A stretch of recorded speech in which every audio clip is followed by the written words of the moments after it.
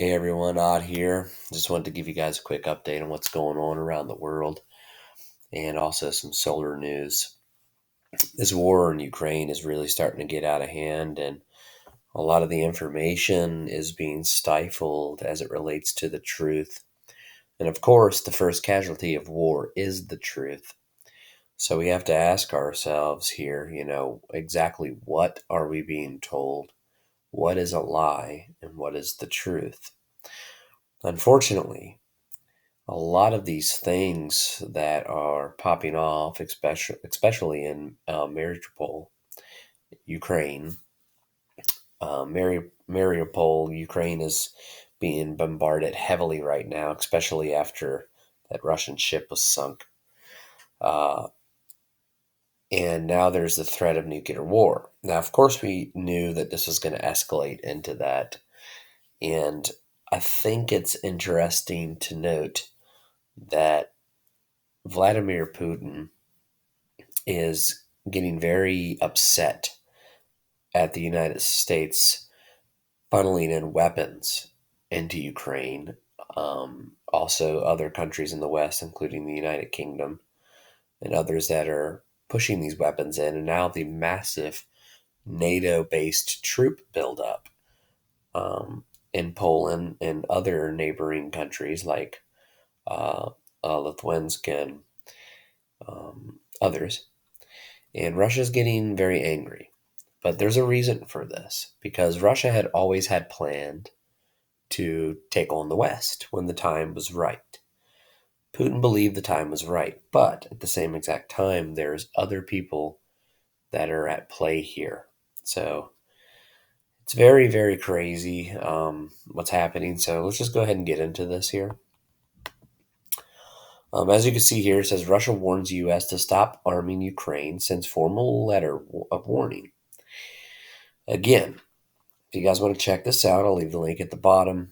This is WION News talking about how um, Putin and Russia are very pissed off right now. And this is just escalating to the point to where things are going to get ugly here soon, I believe, folks. And I'd say anywhere between now and by the end of 2023, early 2024, we'll probably be in a full-on nuclear arms conflict. Um, Also, here it says the Moskva sinking. What really happened to the pride of Russia's fleet? This was the ship that was sunk in the Black Sea, and Ukraine has taken full responsibility for this. And this is the reason why Mariupol has been under heavy bombardment after this. Now, Russia is positioning their troops and preparing for something else, and I'm going to get into that here in a second. But before I do, I wanted to show you this as well. Zelensky on threat that Putin might use nuclear weapons.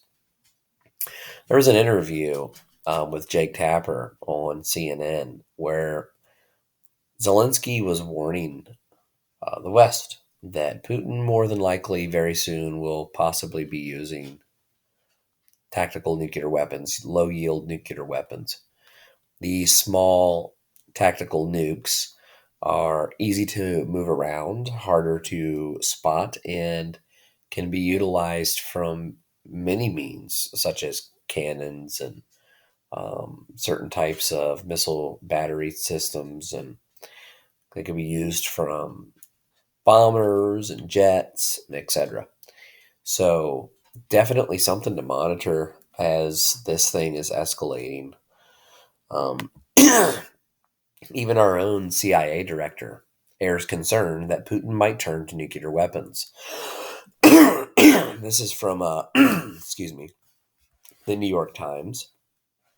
It says CIA director airs concern that Putin might turn to nuclear weapons. William J. Burns, the director of the Central Intelligence Agency, cautioned that he had seen no practical evidence that would suggest such a move was imminent. So that he says. Now, there is a lot of evidence that Russia is positioning its troops and positioning for this. And I'm going to get into that here in a second. But here you go. Russia has warned the United States that it would face consequences if it continues to provide armaments to Ukraine. All right, so what are those consequences? Now, we all know that Russia blew a satellite out of the sky in a test. We also know that Russia has hypersonic weapons. We also know that Russia is the largest carrier of nuclear weapons. And we also know that Putin will stop at nothing to get what he wants. So, what does the CIA director mean when he says that there's no really imminent proof? Why is he warning that Russia could use tactical nuclear weapons? Now, it is Easter, and I would like to say, excuse me, sorry, allergies. Happy Resurrection Sunday, folks. I don't believe in Easter because Easter is the Egyptian goddess Ishtar, or the goddess of fertility, that the paganist traditions um, believe in, and was integrated into the Catholic Church. But I call it Resurrection Day because it is not about bunny rabbits and eggs and fertility. It is about the death and resurrection, the crucifixion and resurrection of Jesus Christ. And that is what we should be remembering during this time, not this bunny rabbit and eggs and all these other things. All this paganistic ideology and symbology that is being integrated into our religion. It is blasphemy, and it's also idol worship. So it is very important that we take a step back. Jeremiah chapter 10, I tell this to people all the time, talks about the Christmas tree. And it says, and for they take a tree out of the woods, bring it into their home, fasten it with nails, and adorn it with gold and silver and precious things. And they worship this tree. And this is talking about what the Gentiles do. And it says, and they worship this tree, and it does not move, nor does it speak, nor does it hear, etc., etc. So we were warned about the Christmas tree. It's a paganist, Gentile-based icon. And this tree got its foundation from Saturnalia and the worship of Saturn entering into Sagittarius, and the threat of famine and all these other types of plagues that could hit the planet. So they believed that taking a tree in and giving it water and adorning it and all this other stuff would bring forth fertility and show, you know, that we care about nature. Yeah, stupid. But anyway, it kind of got integrated in later down the road into the paganist traditions, and they took what is called the Yuletide log and kind of followed the same concept. But anyway, enough about that. I'm kind of rambling on here. Let's get back into it. It says here, crown jewel of Russia's fleet sinks after alleged hit by Ukraine. Now, what I wanted to show you here is on this map. If you see here on the eastern side, Russia has moved its forces over here to the east. Now, they left Kiev, and I believe that there's a reason for this. Anybody that's ever played any type of war-based strategy game, like Risk, for instance, you would understand why Russia would do such a thing, because it had its forces to spread out. They were stretched thin. So the best way to be able to utilize this invasion is to concentrate your forces in one region, take that area, and then you can move your forces and pieces around a little bit easier once you've taken enough of a landmass. Now, the thing is that this could also be concerning for another reason. Is it possible that Russia moved its forces out of Kiev because they're planning on utilizing a tactical, low-yield nuclear weapon? For those of us who have been studying this and following this know that Dabu 7 talked about this years ago, about this photo from China that showed a nuclear bomb going off around Kiev, Ukraine.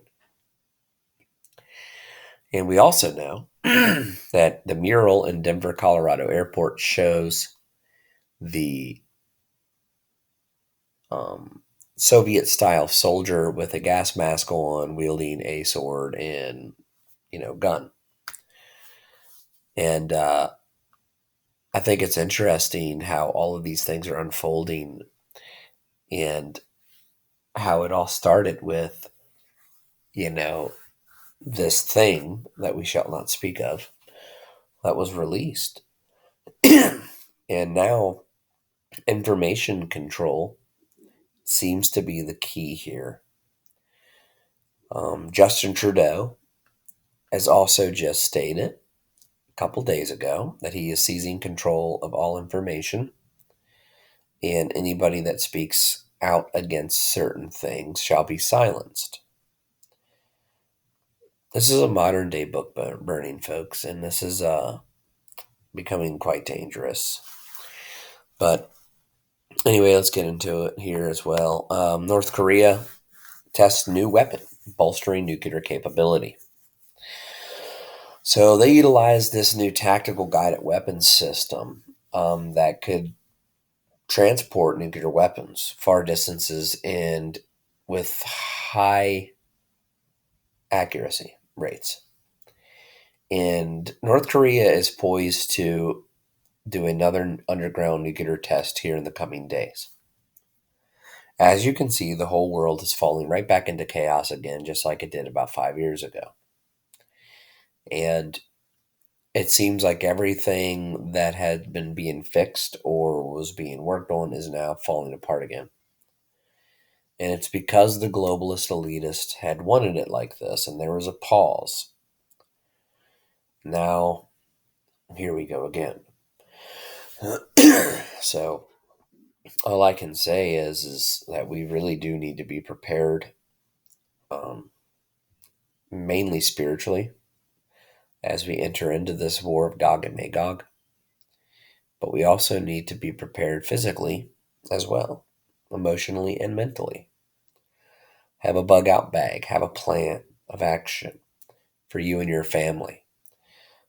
Go over these guidelines, have meeting points, checkpoints, places to be in case of loss of cell phone service or power grid failure due to an EMP. Um, Always have a plan of action for your family. Don't just float by through life thinking that you're just going to be a normal fish in a pond that's swimming along and everything's hunky dory because you're following the school, and then a gigantic bass decides it's going to eat you and the other minnows up, you know, or you're in the ocean and a whale comes up on you and you're krill. Life can be great and flow perfectly for you. But then one day there's a disruptor. Do you have a plan when the disruptor comes? Life happens. Tragedy can take place at any given point in time. So have a plan of action ready. Next, Elon Musk agrees with tweet saying game is rigged if you can't buy Twitter. Now, this is big news. Those of you who follow certain types of things like astrology and whatnot know that there had been a huge planetary alignment and a power shift around April 4th, April 5th. And was ongoing until the 12th. And if you look at Elon Musk, he is disrupting the order. Now, this is a big win for freedom of speech if he is able to obtain Twitter, because this could spark um, a new wave of information freedom. Stuff that we used to fight for a long time ago, back in the days of Anonymous, when Anonymous was anonymous. It's changed a lot over the years, but, we were all about freedom of information. And the thing is, Elon Musk is fighting for that again. So he says. Now, this right here would be a threat to the New World Order and the established Socialist Party of the globalist idealism for the United Nations. Because if Elon Musk's, if he takes power of this social media network, it is going to give a platform and a voice to opposition speech again, something that they have worked so hard to silence and quill. So we have to pay attention to this because Elon Musk may be in danger. And they're going to vehemently attack him, belittle him, character assassinate him, and do whatever they possibly can to destroy his credibility, even though it's very difficult for them because, one, he is the owner of the world's largest electric car manufacturer. He owns Tesla. Um, he also owns SpaceX. And he is one of the biggest fighters of climate change. I mean, he created the electric car. Or not created it, but mass produced it. And how can they fight back against somebody that stands for them? And the reason why they're going to fight back against them is because it's never been about climate change. It's about control, resource control. If you read Agenda 21, the Rio de Janeiro summit, that was written back in 1992, I believe. And George H.W. Bush signed a document on September 11th of 1991 that sold our country out to the UN. And this is their game plan for the New World Order. Resource control. Okay? So he understands that the only way for society to thrive and live freely is we have to be able to have open lines of discussion. We have to be able to debate. We have to be able to think freely and speak about these things to come up with truth. We have to investigate things together to be able to come up with a reality of what is right and what is wrong. If we're being force fed what to think and what to believe, then there's nothing good about that. If you have to tell me and force me and coerce me to see like you, then you're the evil one. If you're not open to debate or speak about anything and you force your ideology down my throat, then where is there liberty in that? Liberty, in the very definition of it, is to be free to speak your mind politically or freely without fear of persecution. And we have a lot of fear of persecution nowadays, especially on the social media platforms. We're being silenced, shut down, um, so much. I mean, look what happened to me. I was just shut down for 90 days on YouTube. They took down my Facebook, took down my other Facebook, took down my Twitter, or not really took down my Twitter. I shut that down because I just got tired of it. But they took down my TikTok. You know, it's ridiculous. Like, it's just so bad. Like, you can't even speak of anything anymore without fear of persecution. You have to watch your words. I mean, I feel like I'm living in Soviet Russia. Sometimes I wonder who's really the bad guy here. You know, are we any different than Russia? They silenced, Pussy Riot, and everyone's like, oh, shame on you, Russia. But then here it's the same thing where they're silencing Trump supporters or people who are gun activists that believe in owning a firearm to protect their family and themselves. Anybody that disagrees with their agenda is considered a threat. They are the Pussy Riot of America. They are the citizens being silenced and arrested and, disappeared. And it's just sad. But anyway, let's keep going. I want to get into space weather here. Here's a spaceweather.com I wanted to show you guys real quick. We had a pulse of X class or X flares or X rays, I'm sorry, from the sun. These are many of the M class flares that popped off just recently. And there's a lot of active regions on the sun right now, as you can see, up here in the northeastern limb, down here in the southeastern limb, as well over here in the western limb, and Earth facing right here as well. As you can see, this X-class solar flare here emerged over the sun's northeastern limb yesterday. It has already produced an X1 class solar flare. So this is right over here, and this is turning towards us now. So we are not even in the solar maximum yet, and our sun is literally going crazy. Like, it is popping off left and right.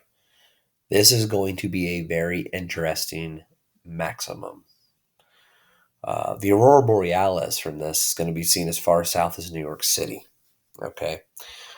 And I wanted to get into some of the images here. This right here is the stereo head of Core 2.